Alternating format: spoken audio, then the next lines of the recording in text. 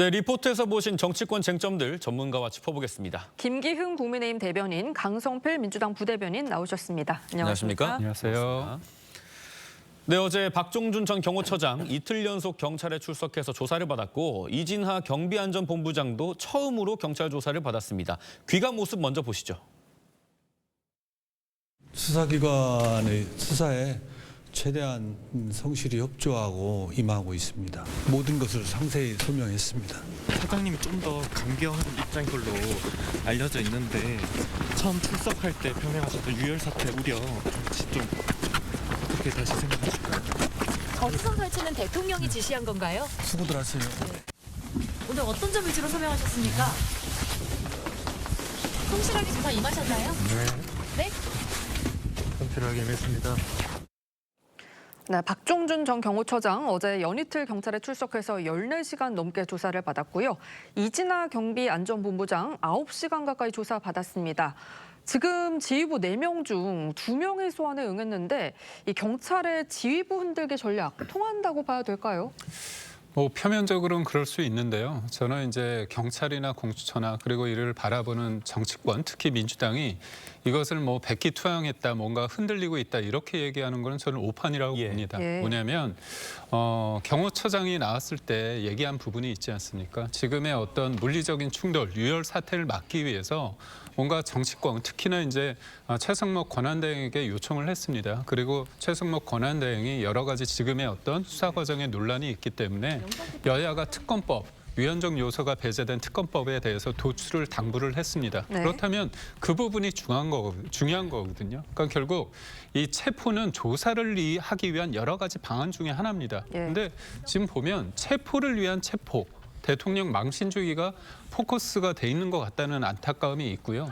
소위 말해서 이제 본인은 사직을 했지만 차장이 또 권한대행, 직무 대리를 하고 있지 않습니까? 네. 그렇다면 지금 뭔가 접점을 통해서 뭔가 서로 간의 어떤 갈등 양상을 줄이고 그래야 되는데 뭔가 우리가 흔들기를 통해서 압박할 수 있다. 이런 식으로 하면서 계속 본인의 어떤 강경 대응을 경찰이나 공수처가 유지한다면 과연 이 문제에 대해서 경호처 입장에서는 그냥 지시에 의해서 뭔가 경호하는 게 아니라 그쪽도 관련 법에 따라서 하는 거 아닙니까? 네. 이 면에 있어서 과연 경찰의 강경 대응이 문제 해결의 어떤 방안이 될 수 있을지는 잘 모르겠습니다. 그런데 또 수사기관 입장에서는 이 박종준 전 처장이 이 경호체계 핵심이니까 신병을 확보해서 이제 수사를 해야 된다. 사전 구속영장이 필요하다. 이런 전망도 있거든요.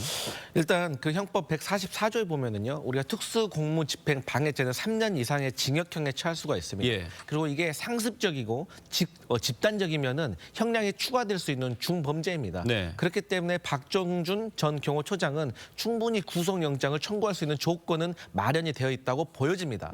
하지만 이게 전략적으로 봤을 때 이분이 지금 어쨌든 간에 사실상 투항을 한 거 아니겠습니까? 이런 상황에서 이분을 조사하고 난 후에 구속영장까지 청구한다고 하면 오히려 경호처 내부에서 우리가 어떤 경찰의 어떤 체포영장 집행에 우리가 협조를 하더라도 처벌받는구나, 이럴 바에 끝까지 싸워야겠다라는 반발 심리가 있을 수 있기 때문에 이 부분에 있어서는 경찰이 좀 잘 판단을 해야 될 것 같습니다. 그런데 저는 개인적으로 이 박종준 전 경호처장이 경찰 출신이잖아요. 그렇기 때문에 이분은 경찰의 어떤 전력과 어떤 분위기, 그리고 경호처의 전력과 분위기를 객관적으로 본인 나름대로는 좀 비교해 볼 수 있었을 것입니다. 근데 본인이 판단했을 때는 승산이 없다고 판단한 것 같아서 저는 사실상 투항한 것이 아닌가로 보여지고요. 그리고 또 공수처에서 경찰에다가 1차 체포 집행 당시에 체증을 통해서 26명의 신원조회 확인을 요청했거든요. 이러한 것들이 어쨌든 경호처 내부적으로 일반적인 경호관들한테 상당히 심리적으로 부담이 될 것이다. 그래서 저는 앞으로 체포영장을 집행하는 것이 상당히 수월해진 분위기가 있지 않겠나, 그렇게 예상되어 봅니다. 그런데 김성훈 차장은 3차례 출석 요구에도 불응을 하면서 지금 경찰이 체포영장 신청한 걸로 전해지고 있는데요. 내일 이광호 본부장도 소환을 했어요. 만약에 출석을 하면 지휘부 4명 중에서 최소 절반이 공백인 상태인데 출석을 할까요? 출석을 우선은 안 할 것 같습니다. 제가 볼 때는 지금의 상황을 지켜볼 때 김성훈 차장 같은 경우는 이미 이제 대통령을 경호하는 부분에 대해서 어떤 방침, 본인의 생각이 이제 굳건한 것 같고요. 저는 경호처장에 대해서 이제 언론이나 야당에서는 처음엔 그렇게 얘기했습니다. 뭔가 대통령이 호위무사다. 그리고 2번 정치적으로 뭔가 국회의원 도전했다가 떨어졌는데 그래서 뭔가 이 사람이 정치적으로 뭔가 판단을 할 거다. 경호처의 어떤 전반적인 내용보다는 본인의 욕심이 있을 것이다. 대통령의 눈치를 볼 것이다. 이렇게 얘기를 했다가 이분이 이제 사직을 하니까 김성훈 차장에 대해서 내부 어떻게 보면 경호처 직원으로부터 차장까지 올라온 분 아닙니까? 네. 그렇다고 했을 때 뭐 김건희 여사 라인이다. 일종의 이제 프레임을 가지고 공격을 하고 있는데요. 역설적으로 본다면 이분은 경호처에 처음부터 막내 때부터 들어가서 차장까지 된 사람 아닙니까? 네. 그렇다면 어떤 정치적으로 휘둘리는 것보다 본인이 이제까지 어떤 진보 정권이든 보수 정권이든 이제까지 경험을 하면서 느꼈던 그런 부분이 있잖아요.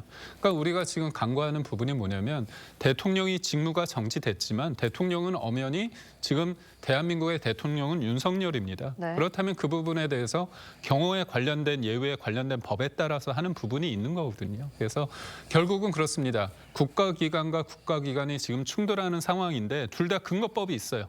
그런데 여기도 고민이 되겠죠. 법원에서 영장이 발부되기 때문에. 네. 그래서 이 부분에 대해서 지금처럼 이렇게 쭉 가다 보면 아무래도 불상사가 생길 수 있으니까 아직 시간은 있습니다. 그리고 제가 볼 때 이례적으로 체포영장 유효기간이 3주나 되지 않습니까? 예, 그렇죠. 그렇다면 이 부분에 있어서 2가지 방안이 있습니다. 원칙대로 경찰이 수사해서 뭐 검찰에 신청을 하고 영장을 신청하고 검찰이 영장을 법원에 청구해서 발부받으면 대통령 측에서는 그러지 않았습니까? 적법한 절차에 대해서는 내가 임하겠다 얘기를 예. 했고요. 또 하나는 공수처에서 위법적으로 어떻게 보면 조금 비상식적으로 자꾸 서부지법에 의존해서 영장을 발부했는데 서울중앙지법에 영장을 발부해서 기소를 하거나 아니면 사전구성 영장을 청구하면 임하겠다고 하지 않습니까? 네. 지금까지 수사 다 하지 않았습니까? 대통령 빼고 증거가 차고 넘친다고 하는데 왜 당당하게 기소를 하지 못하죠? 저는 그 부분도 좀 이해가 가지 않는 게 그렇다면 대통령을 체포해서 수갑을 채워가지고 그렇게 하는 게 과연 국민들에게 누구한테 도움이 되는지 여부에 대해서 법은 다 무죄 추정의 원칙이기 때문에 재판을 통해서 가르마가 타지면 된다고 봅니다. 예. 그럼 뭐 영장 재집행을 놓고서는 경찰이랑 공수처도 물러설 수 없다 이런 입장인 것 같아요. 뭐 전망이긴 합니다만 지금 경호처 지휘부 줄 소환에 이어서 일부 인사들한테 체포영장 발부를 시도를 하는 게 경호처 공백을 노리기 위한 포석이다 이런 지적도 있거든요. 뭐 대통령 체포영장을 집행을 하는데 지휘부 공백이 변수가 또 될 수가 있을까요? 그러니까 이게 전략적인 겁니다. 그러니까 우리 국민들 중에서 지금 공수처와 경찰 그리고 경호처가 물리적으로 충돌을 해서 그 누구도 다치는 걸 원하는 사람은 아무도 없을 겁니다. 네. 저희 민주당도 그렇습니다. 그런 차원에서 아무래도 유혈 사태를 방지하면서도 이 체포 영장을 효율적으로 집행을 하려면 아무래도 첫 번째로는 대통령을 곧바로 체포를 시도하는 것보다는 네. 김성훈 경호처장 직무대리라든지 이광우 뭐 경호본부장이라든지 이분들부터 체포를 하는 것이 훨씬 효율적이라는 것이죠. 네. 그리고 어쨌든 경호처에 있는 경호관들은 대통령의 신병과 안전을 지켜야 될 의무가 있습니다. 네. 하지만 법원으로부터 적법한 절차에 의해서 김성훈과 이광우 본부장과 이 경호처장 직무대리에 대한 체포영장이 나오게 되면 이분들에 대해서 체포영장 집행하는 것을 그 경호처의 경호관들이 막을 법적 근거와 명분이 없습니다. 그렇기 때문에 저는 경찰에서 최초에는 이광우 그 김성훈 차장이라든지 아니면 이광우 본부장부터 체포를 한 다음에 네. 그 다음에 대통령 체포에 대해서 나서는 것이고 또 대통령 체포 역시도 정말로 2박 3일 동안 진을 치고 나서 배수진을 쳐서 정말 이 경호처에 있는 경호관들을 한 명 한 명 다 이렇게 체포해서 끌어내는 한이 있더라도 예. 대통령을 안전하게 체포하는 것이 저는 맞지 않겠나 네. 그렇게 생각해 봅니다. 네, 경찰과 공수처 윤 대통령에 대한 체포영장 재집행 일자를 조율하고 있는데요. 오동훈 공수처장 이런 각오를 밝혔습니다. 그 경호처의 그 경호를 빌미로 해가지고 영장이 집행이 무산되었습니다. 2차 집행에 있어서는 그런 차질이 없도록 매우 준비를 철저히 해서 마지막 영장 집행이라는 그 비장한 각오로 최선을 다하겠습니다. 뭐 저희가 말씀드렸습니다만 영장 기한이 이례적으로 3주예요. 네. 뭐 전망을 계속 말씀드려서 좀 민망하긴 한데 이르면 오늘이다, 뭐 이르면 네. 이번 주다 이런 전망이 있었지 않습니까? 또 장기전이 될 거라는 얘기도 있어요. 어떻게 보십니까? 저는 이번 주에는 한번 시도를 할 것 같습니다. 네. 그러니까 제가 공수처장이라도 이번 주 뭐 화요일, 수요일, 목요일 이 3일 중에 한 번 할 것 같습니다. 왜냐하면 다음 주가 넘어가면 좀 쫓기는 국면이지 않습니까? 네. 추석 앞두고 그렇기 때문에 이번 주에 할 텐데 저는 공수처장이 이런 부분에 대해서 민주당이 이렇게 압박을 하면 그렇게 너무나 이거에 대해서 당연스럽게 얘기를 하는 것 같아요. 예스만 하고 있는 것 같습니다. 네. 사실 보면 우리가 내란죄 수사 관련해서 수사 권한이 누가 있느냐 관련해서 경찰이 있다. 이 부분에 대해서 논란이 일고 있는데 네. 과연 이 전반적인 수사에 대해서 지휘권이 누가 있느냐 봤을 때 민주당이 있다고 다 생각하지 않습니까? 네. 공수처장 관련해 가지고 뭐 총을 맞을 각오로 가슴을 열고 하라, 관을 준비해라, 장갑차 동원해라. 진짜 제가 봐도 좀 섬뜩합니다. 일부 의원의 발언들이. 맞습니다. 그런 과정에서 제가 볼 때는 공수처장이 기준점이 올라간 것 같아요. 아, 이 정도는 해도 되는 거 아닌가?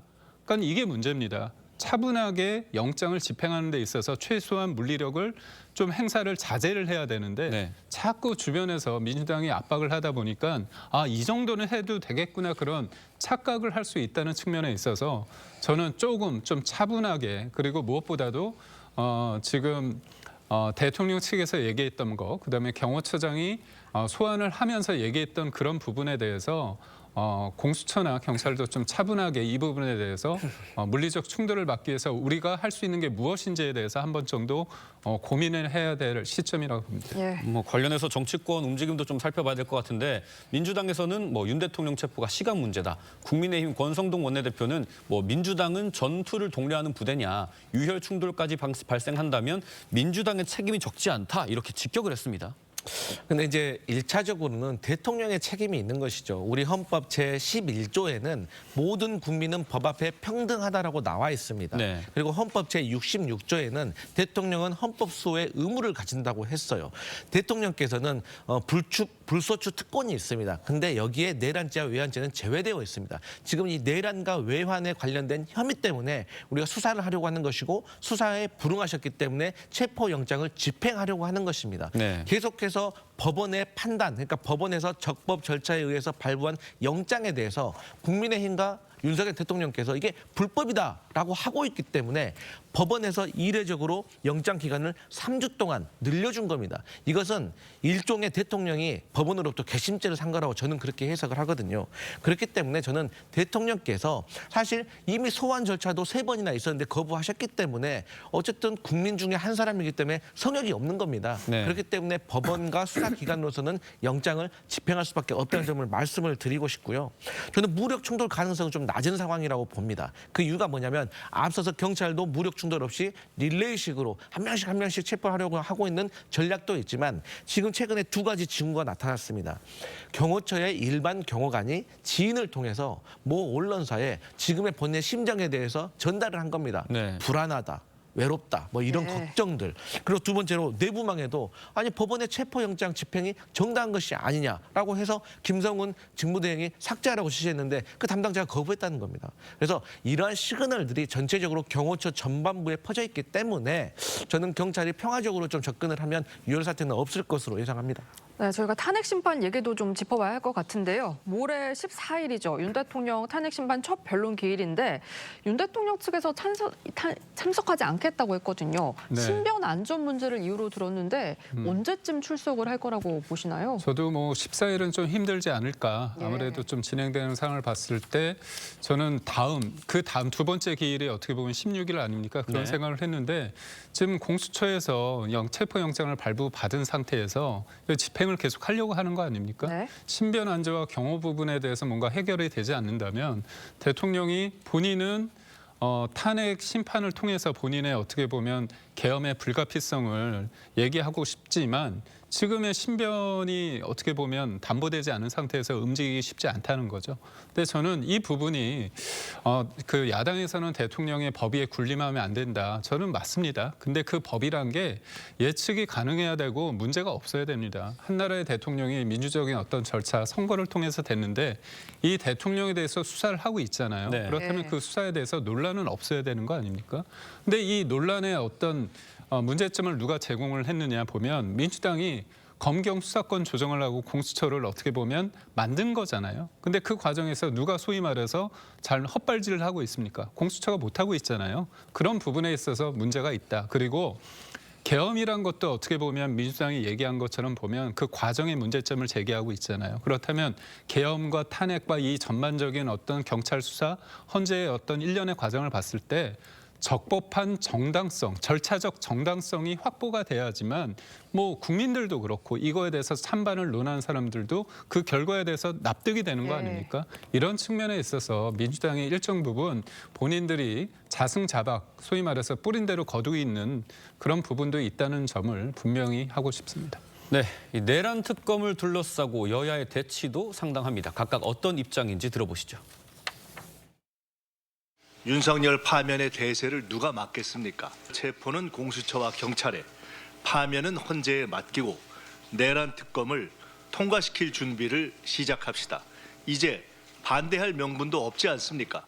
사실상 이재명 세력 마음에 안 드는 사람은 전부 다 수사해서 잡아들일 수 있는 제왕적 특검입니다. 민주당은 이번 특검법이 대단한 양보라도 한 것처럼 선전하고 있지만 실상은 포장만 바꾼 박스가리 특검법에 불과합니다. 네, 민주당에서는 이르면 모레 14일 본회의에서 특검법 처리하겠다는 방침인데요. 기존 특검법과는 다르게 독소조항을 뺐다는 게 민주당 입장인데 국민의힘에서는 지금 수사 범위의 문제를 제기하고 있거든요. 특히 외환죄가 추가가 됐는데 뭐 대북 확성기, 파병 이런 게 포함이 돼 있어요. 북한 도발에 대응하지 말라. 지금 이런 지적 나오는데 어떻게 보십니까? 네, 북한 도발에 대응하지 말라라는 뜻이 아닌 것이고요. 이미 벌어진 사건에 대해서 저희가 정확히 한번 따져보자는 겁니다. 쉽게 말해서 진실 규명을 하자는 것이죠. 그러니까 지금 비상계엄을 통해서는 어떻게 보면 우리의 정치적인 문제이고 이 대한민국 안에서 일어난 일이지만 지금 김용현 전 장관이 북한의 오물풍선과 관련해서 원점 타격을 하라라고 김명수 합참의장에게 지시를 한 바가 있습니다. 거기에 대해서 합참의장과 작전 과정이 강하게 반대를 해서 이게 이루어지지 않았다라고 하는 보도가 있고요. 그다음 또 두 번째로 북한의 무인기를 보낸 것이 남북의 긴장관계를 고조시켜서 네. 비상계엄의 요건을 충족시키려고 했다. 그러니까 이 두 가지가 같은 성상에서 북한과의 도발을 통해서 비상계엄의 요건을 충족하려고 했다고 하는 혐의가 있는 겁니다. 여기에 대해서는 분명히 밝혀야 되는 것이고요. 저는 그럼에도 불구하고 최근에 국민의힘에서 이 내란 특검과 관련해서 자체적으로 특검안을 발의하겠다라고 하는 움직임에 대해서 저는 환영하고 높이 평가한다고 생각을 합니다. 네. 그렇기 때문에 민주당의 안과 국민의힘의 자체 발의안을 가져와서 법사위에서 이거 논의하면 되는 것입니다. 그래서 합리적으로 서로 토의를 통해서 뺄 건 빼고 넣을 건 넣고 해서 이 내란 특검을 통과시키면 될 일이고 시간 문제를 말하는데 어차피 탄핵 심판은 헌재에서 진행이 되는 것이고요. 형사 재판은 과거 박근혜 전 대통령 살해 때도 탄핵 심판이 끝난 후에 형사 재판은 또 진행이 되고 끝났기 때문에 여기에 대해서는 진실 규명이 반드시 이루어져야 된다 이런 입장입니다. 예. 뭐 강성필 대변인님 이 국민의힘이 준비할 내란 네. 특검법 초안 환영한다 이런 입장이신데 네. 그러면은 민주당의 내란 특검법과는 어떤 게 다를지 어떤 걸 대안으로 준비하고 계신지 궁금해요. 그러니까 우선적으로 수사 대상에 대해서 지금 민주당이 내란 외환 행위 관련해서 고소고발 사건, 네. 그다음에 또 내란 행위를 선동한 혐의를 절대 이 부분을 넣었거든요. 저희는 받아들일 수 없습니다. 그러니까 아주 간단하게 지금 시청자분들 지금 내란이 진행되고 있다고 생각하시는 분은 없지 않습니까? 네. 근데 민주당은 여전히 내란을 진압해야 된다. 내란을 누군가 선동하고 있다. 그렇게 얘기를 하고 있어요. 저 혼란을 틈타서 본인의 어떤 그 정치적 자산을 늘리고자 목소리를 키우고자 하는 사람이 누구인가 했을 때 저는 이재명 대표라고 많은 분들이 국민들이 생각할 수 있다고 보는데요. 네. 무엇보다도 고소고발권 관련해서 할 수 있다고 하는데 민주당이 이미 70여 건 관련해서 고소고발을 했습니다. 그렇다면 본인들 입맛에 맞는 사람들은 다 수사할 수 있다는 거 아닙니까? 네. 이 입틀막입니다. 그러니까 본인들이 소위 말해서 만약에 탄핵이 인용됐을 때 전국 주도권을 본인들이 갖고 가고자 하는 그런 어떻게 보면 정치적인 의도가 다분하다고 볼 수밖에 없고요. 이거는 어떤 정치적인 사건 관련된 사람뿐만이 아니라 일반 국민들을 대상으로도 엮을 수 있다는 부분에 있어서 굉장히 위험하다고 볼 수 있습니다. 네. 네, 이런 가운데 민주당은 전용기 의원이 SNS를 통해서 내란 선동 관련 가짜 뉴스 퍼뜨리면 고발하겠다라고 밝혀 파장이 커지고 있습니다. 국민의힘에서는 민주당식 계엄령이라고 직격했는데요. 들어보겠습니다. 커뮤니티에서 단순히 퍼나르거나 카카오톡을 통해서도 내란 선전과 관련된 가짜 뉴스를 퍼나른다. 라는 것은 충분히 내란 선전으로 처벌받을 수 있음을 말씀을 드리겠습니다. 단순히 퍼나르는 일반인이라 할지라도 저희는 단호하게 내란 선동이나 가짜뉴스에 대한 내용으로 고발하겠습니다. 민주당의 입틀막 정치를 규탄합니다. 입맛에 맞지 않는 정보의 유통을 모조리 내란 동조, 선전으로 몰아 공산당식 통제로 국민의 일상까지 억압하는 실질적 계엄령이라 해도 과언이 아닙니다.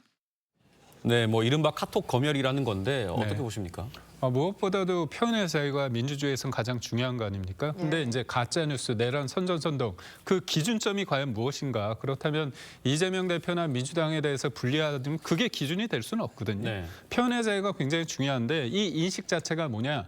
본인들이 불리하다고 생각하면 이거에 대해서 자꾸 고발이나 이런 식으로 계속 압박하고 있다는 자체가 문제입니다. 정치라는 것이 탄핵과 특검과 고발 이런 것만 있는 게 아니지 않습니까? 그런 측면에서 봤을 때 지금의 여론조사에서 뭔가 민주당이 좀 하락 추세고 국민의힘이 높다 보니까 여론조사 기관을 대해서도 이의 신청이나 고발도 하겠다고 얘기하고 있으니까 이런 대응이 과연 국민들로 하여금 불안감을 더 조성하는 게 아닌가 싶습니다. 예, 지금 표현의 자유 말씀해 주셨는데 어떻게 보십니까? 네, 지금까지 국민의힘에서도 가짜뉴스에는 엄벌에 차고 고발하겠다라는 기조가 있었습니다. 네. 거기에 대한 일환인 것이죠. 최근에 이제 국민의힘에서 민주당의 이재명 대표가 중국의 어떤 언론가와 비밀 인터뷰를 했다 이런 어떤 가짜 뉴스가 나왔던 것 같아요. 근데 실상을 보니까 일본 언론사가 9개, 영미 언론사가 6개, 중국 언론사 3개였습니다. 그렇기 때문에 이게 가짜 뉴스라는 것이죠. 그리고 형법 90조를 보면 내란, 선전, 선동도 모두 내란의 전 과정을 볼 수 있기 때문에 여기에 대해서 근절하자는 연장이다 이렇게 보시면 될 것 같습니다. 네, 지금까지 정치권 쟁점 짚어봤습니다. 두 분 말씀 여기까지 듣겠습니다. 감사합니다. 고맙습니다.